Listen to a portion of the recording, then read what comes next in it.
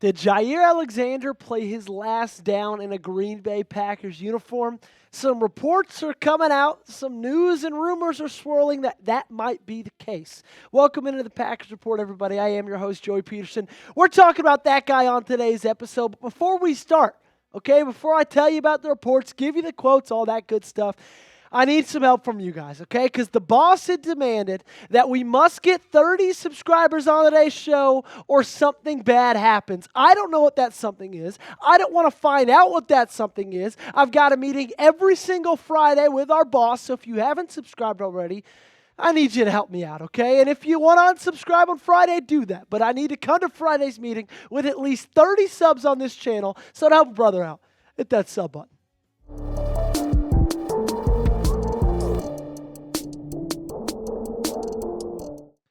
Like the video if you've heard this one before. It's not you, it's me. It seems the Green Bay Packers might be saying that to Jaire Alexander in the next couple of months because apparently there are strong indications that Jaire's time in Green Bay might come to an end, Rob Demovsky of ESPN had this to say. There are strong indications that Alexander's time with the Packers will end without him playing another down.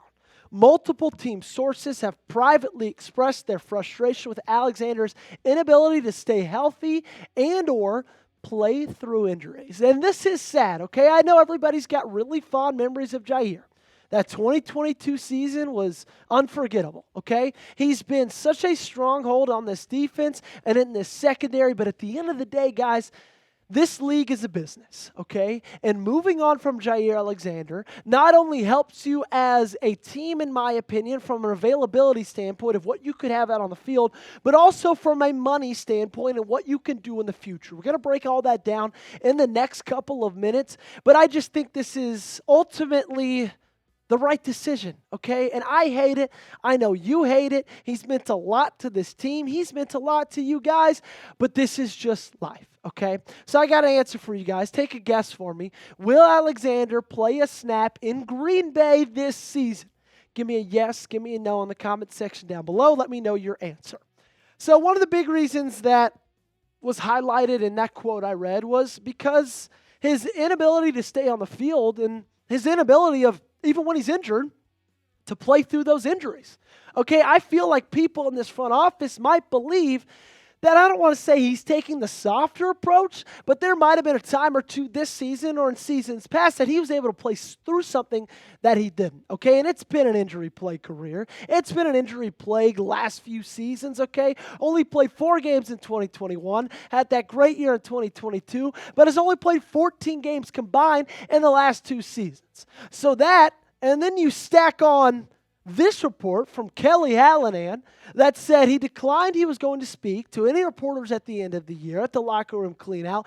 Mind you, this is their last chance to talk to them until OTAs. And he said, if I don't have anything good to say, I definitely wasn't going to talk. Which you can look at that and you could say, that's honorable. That's nice to say. But also, it's the end of the year. You're one of the guys on this team that everybody looks to. You're one of the leaders on this team. Why are you not speaking? Why are you not saying the things that you're supposed to be saying? Why are you just saying, I don't even know if I'm going to be here next year? Whether that's the truth or not, that's not your role. This is not your place and time to say that, And it just seems, because of those comments and because of everything that's transpired, honestly, over the last year, it just seems that it's mutual. It seems that Jaire might be getting tired of this rat race in Green Bay, of kind of the same things, of him dealing with injuries and these discussions even happening in general. And it's obvious that Green Bay is tired of his lack of ability to get on the field. And the best part about all of this comes with the money that you could save if he is cut or if he is traded, If you do it before June 1st, the June 1st cutoff, the June 1st deadline, you would save $6.84 million in this year. And then in 2026, you'd save $17.14 million. And if he's cut or traded after June 1st, if he's a post-June 1st cut designation, which each team can have 2 of those, you save $17 million in 2025 and $19.5 million in 2026, And whatever happens with Jaire, I think that we can assume it's going to happen after June 1st because that $11 million difference between pre and post, I think is just too big to ignore, and the savings are just too massive. Okay, so if you're going to move on from him, if you're going to cut him, if you're going to trade him, I can almost guarantee you this team does so after June 1st. So coming up, I'm going to tell you a little bit of what I would do, okay? If I was Brian Gutekunst, if I was Matt LaFleur, if I was in the shoes running this organization, I'm going to let you know what I would do with Jaire Alexander. But before I do that, you know what? If you guys love the Packers and you love this channel and you love the coverage we've been giving you at the Packers Report, do me a favor and hit that thumbs up button. It's been such a fun last few weeks getting to cover this team. Cannot wait for the future with you guys right there with me. So hit that thumb up button.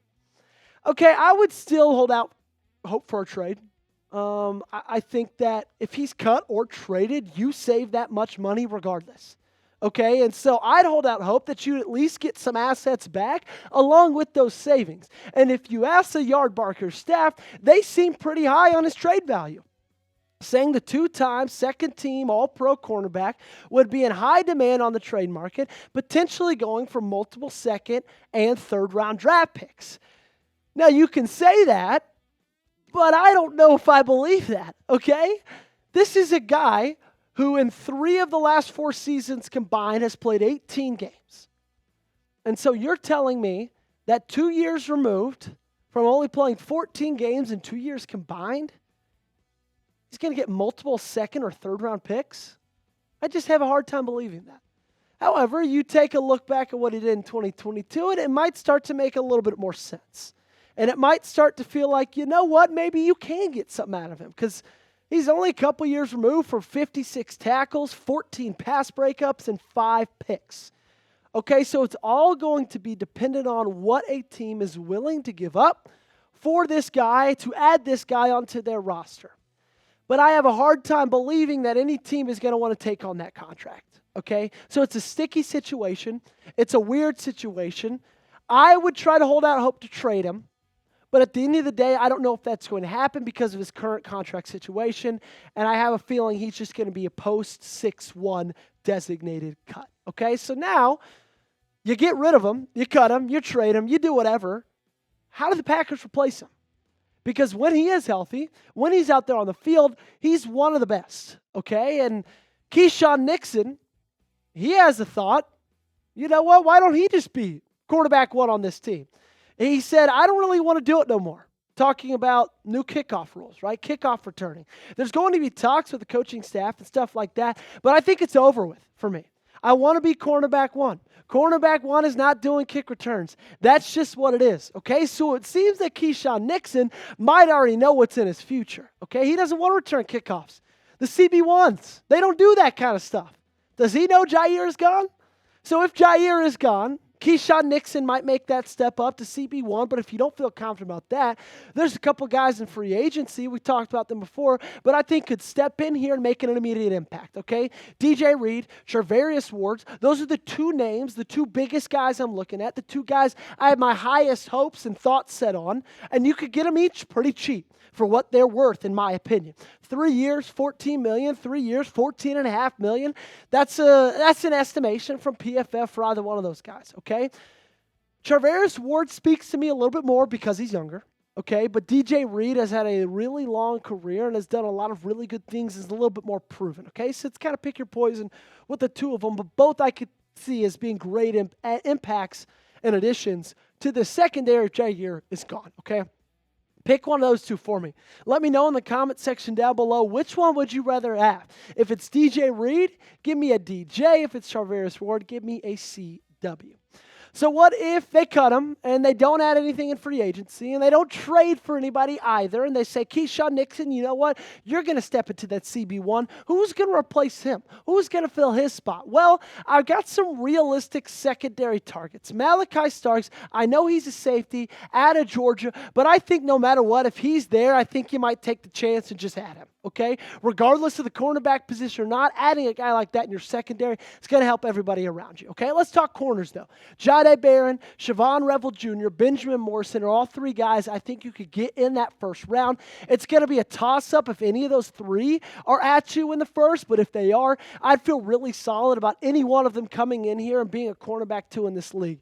And then you could get Maxwell Harrison, possibly in the third round, maybe late second. He's a guy who might not be able to step in and be as much of a help in year one, but could really develop into a strong cornerback for this team in the future, okay? My take and my kind of final bow on this entire situation is Jaire's meant a lot to this defense, okay? He's meant a lot to this team, both sides of the ball. But it doesn't justify the price versus production argument, okay? What you would cost to keep him, what you would neglect in savings if you don't cut or trade him versus what he's given you. It just doesn't make sense. It just doesn't compute. And so I hate that this is part of the business, but it just is what it is. Thanks so much for tuning in, every single one of you guys. Make sure you hit that subscribe button. Join us for daily Packers videos for the entirety of this offseason, into the regular season, and into eternity from that. If y'all haven't already, subscribe.